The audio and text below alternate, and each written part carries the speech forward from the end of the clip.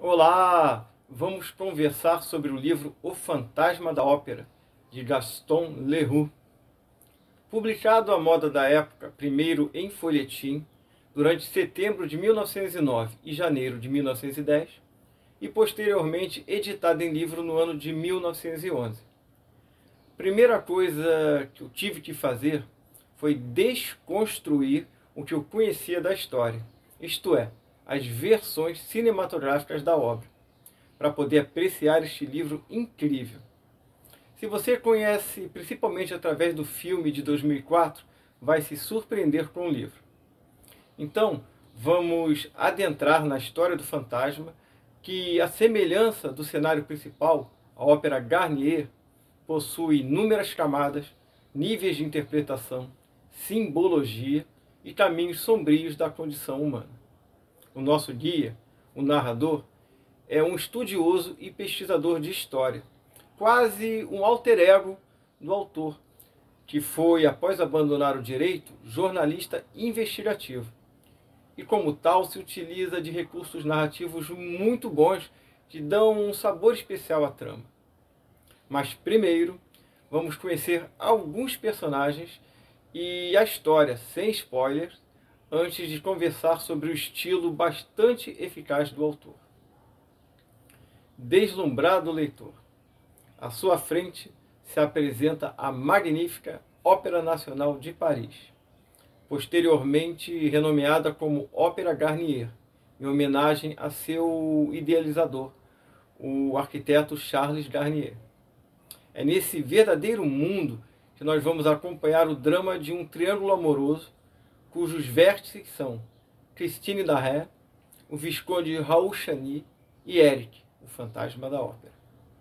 Christine, uma cantora talentosa, mas com um potencial ainda a ser desenvolvido, foi criada pelo pai, um exímio violinista amador, que a educara na arte do canto lírico, obtendo bons resultados, mas esbarrou, por assim dizer, em certos limites. Mesmo assim, Christine interpretou Julieta na ópera composta por Gounod, obtendo sucesso. Mas foi em Fausto, substituindo a cantora principal, que misteriosamente se viu indisposta, que veio a sua consagração. De forma quase divina, Christine arrebatou o público com sua magnífica interpretação e despertou os sentimentos do jovem Visconde Raoul, que junto com o irmão Philippe assistiam à ópera e ficaram maravilhados com a transformação de Christine. Mas que mágica, ou melhor, que milagre, transformou uma cantora promissora em um ser quase divino. Seu mestre, Eric, o fantasma da ópera. Agora, atentem para o seguinte. Antes de morrer, o pai de Christine prometeu à filha que enviaria o anjo da música para ajudá-la em seu aprendizado. E é como anjo da música que Eric se apresenta para Christine. Um ser imaterial, a representação da arte, aquele que irá conduzi-la à consagração como artista. Mas repare que o sucesso de Christine se fez justo na ópera Fausto. Nós temos aqui o clássico pacto fáustico, o tradicional pacto com o diabo. O mais alto preço a ser pago, a alma humana. Eric, o fantasma da ópera, exige tudo de Christine: dedicação e amor exclusivo. Sua vida em troca de um talento fenomenal. Lembre-se que Eric se apresenta como o anjo da música, um ser etéreo, que é uma metáfora para a arte em si. E a arte exige sacrifícios, dedicação e renúncia. Então surge Raoul. Raoul se encanta com Christine. Sua performance o arrebata e o jovem vê surgir sentimentos do passado, agora transfigurados em paixão arrebatadora. Mas Christine era uma corista, uma cantora de ópera, mesmo de sucesso. E Raoul pertence a uma família nobre. E os preconceitos da época impossibilitavam o relacionamento. Christine terá que abandonar sua arte para viver uma história de amor.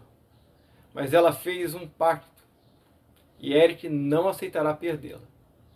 O palco está armado. Os atores desse drama de terror gótico estão prontos para desempenhar seus papéis. E nós, leitores, seremos as testemunhas de uma história de suspense, mistério, drama, amor e horror. Tendo como cenário a magnífica Ópera de Paris, com seus inúmeros corredores, passagens escondidas, alçapões, andares e lagos subterrâneos. Como dito anteriormente, Gaston Leroux, o autor, foi jornalista investigativo e se utiliza dessa experiência para nos contar essa história de forma crível. A trama nos é apresentada através de vários pontos de vista, ou melhor, múltiplas testemunhas que levam a contradições, a relatos fragmentados, montando pouco a pouco esse grande quebra-cabeça, esse enigma que é o fantasma da ópera.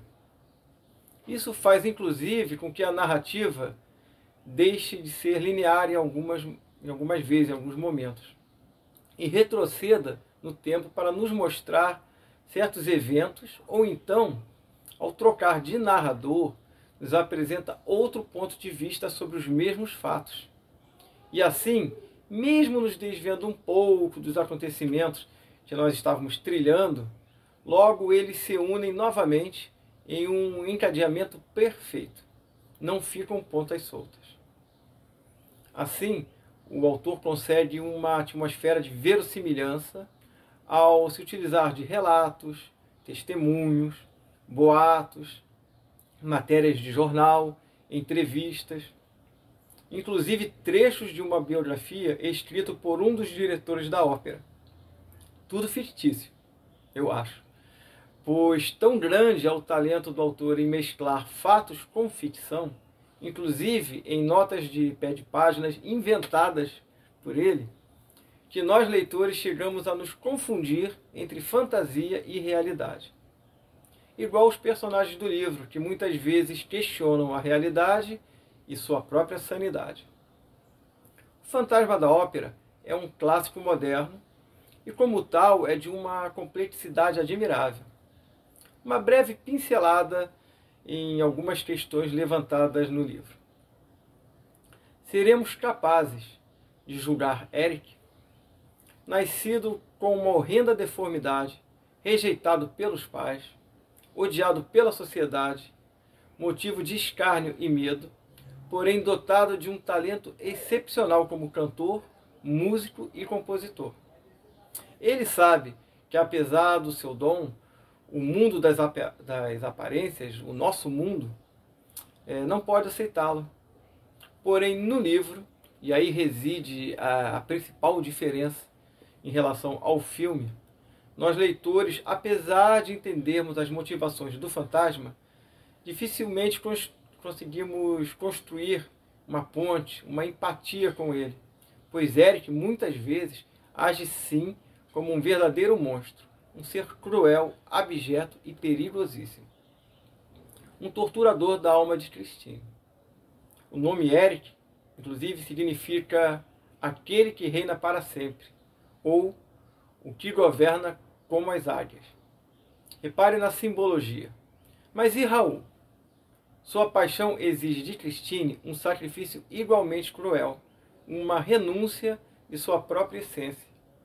Ao tentar tomá-la sob sua proteção, numa condição de dependência que para muitos homens é vista como ideal em um relacionamento, Raul também se transforma em algoz, em instrumento castrador e, portanto, extremamente danoso. O significado do nome Raul, inclusive, é o lobo conselheiro. E nós sabemos o que representa o lobo nos contos de fadas. E Christine, cujo nome significa ungida de Deus, também pode ser interpretada como a crucificada. E quem ela irá sacrificar? Sua arte, seu amor, sua vida, a si mesma? Repleto de simbolismos e paixões como vaidade, orgulho, ganância e disputas destituídas de toda ética por posições de destaque, O Fantasma da Ópera de Gaston Leroux é um livro para ser lido e relido. Resumindo, um clássico. Essa minha edição é da LPM Pocket. Muito boa, por sinal, mas eu pretendo adquirir a do Clássicos Zaha. Eu gostei tanto do livro que eu quero aquela edição da Zaha que vem com inúmeras notas de rodapé, capa dura, enfim, coisa de colecionador, porque o livro vale muito a pena. Se você já assistiu ao filme, ou ainda vai assistir, repare numa diferença crucial que eu mencionei. O Fantasma da Ópera, a sua aparência no filme é amenizada, talvez para criar um vínculo maior com o público. E por isso nós sentimos mais facilidade em desculpá-lo e até mesmo torcer por ele. Já no livro, ele é completamente horrendo. Muito embora dê para justificar, ou pelo menos explicar, alguns de seus atos. Mas é isso, é um clássico para ser desenvolvido e apreciado, como todos os grandes clássicos. Espero então que tenham gostado dessa dica, deem o seu joinha, divulguem o canal e até o próximo vídeo. Até mais!